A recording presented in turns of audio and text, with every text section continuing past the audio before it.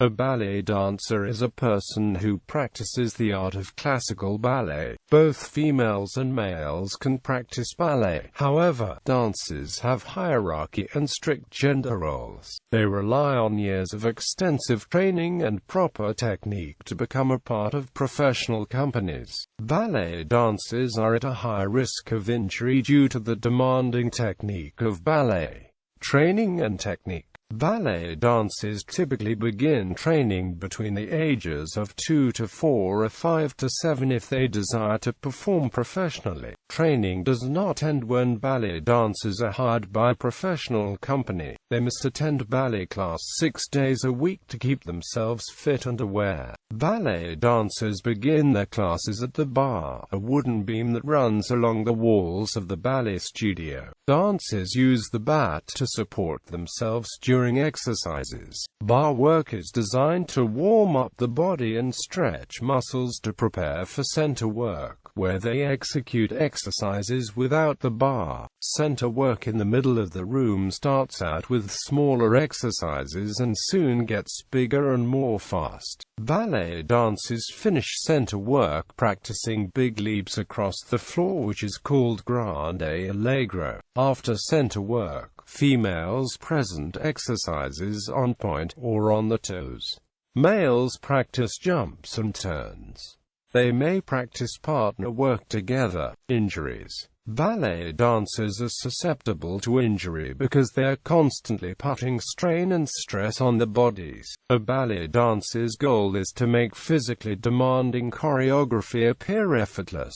Ballet dancers increase the risk of injury if they start training earlier than the age of 10. However, many ballet dancers do start on the average age of 6 to 8 years old. The upper body of a ballet dancer is prone to injury because choreography and class exercises requires them to exert energy into contorting their backs and hips. Back bends cause the back to pinch, making the spine vulnerable to injuries such as spasms and pinched nerves. Extending the legs and holding them in the air while turned out causes damage to the hips. Such damage includes strains, fatigue, fractures, and bone density loss. Injuries are common in ballet dancers because ballet consists of putting the body in unnatural positions. Such position is first position, in which the heels are together and the toes pointed outward so that the legs are turned out. First position puts a risk for injury at the knees. Meniscal tears and dislocations are common at the knees because it is easy to let the knees slide forward while turned out in first position. Ballet dancers' feet are prone to fractures and other damage. Landing from jumps and working in point shoes cause bones to break and ankles to weaken. Tendinitis is common in female ballet dancers because point work is strenuous on their ankles. Landing from jumps incorrectly may also lead to shin splints, in which the muscle separates from the bone. Class time is used to correct any habits that will lead to injury. If the ballet dancer is properly trained, the dancer will decrease the risk of injury. Some ballet dancers also turn to stretching or other methods of cross-training, like Pilates, yoga, non-impact cardio, and swimming. This outside cross-training attempts to minimize the risk of bodily damage by increasing strength, exercise diversity, and stamina. Nevertheless, injuries are a common occurrence in performances. Most injuries do not show up until later in a ballet dancer's life, after years of continuous strain.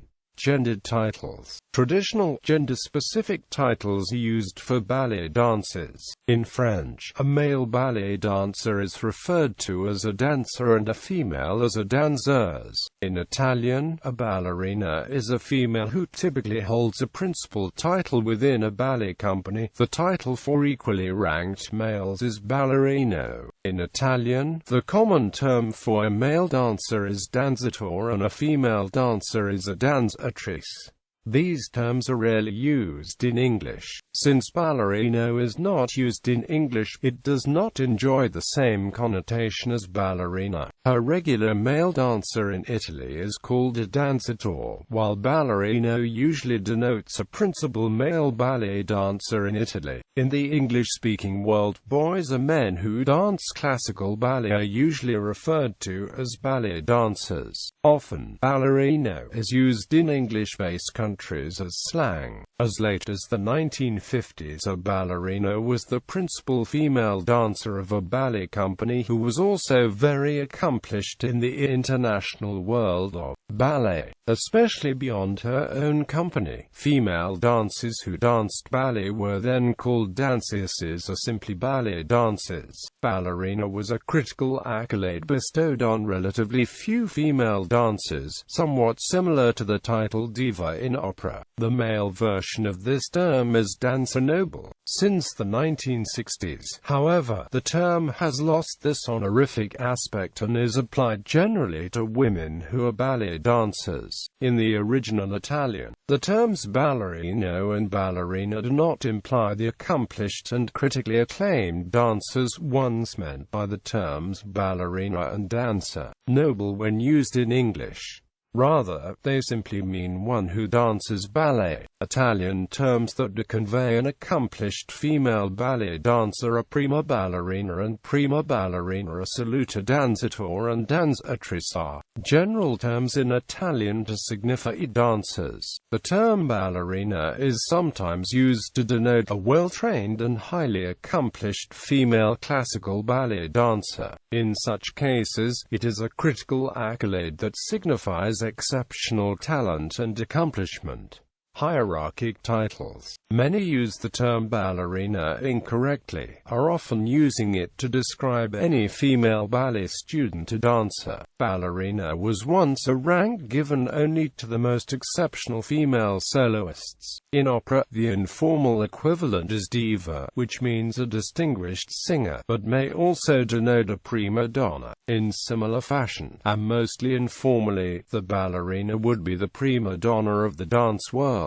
Women more or less, depending on the source. The rankings for women, from highest to lowest, used to be prima ballerina assoluta, prima ballerina, première sujet, or première danseuse, sujet, coryphée, corps de ballet. Men for men, the ranks were première dancer noble, première dancer, danso, sujet, coryphée, corps de ballet, ballerino. Today, ballet companies continue to rank their dancers in hierarchical fashion, although most have adopted a sex-neutral classification system, and very few recognize a single leading dancer above all other company members. In most large companies, there are usually several leading dancers of each sex, titled principal dancer or étoile to reflect the seniority, and more often, the status within the company.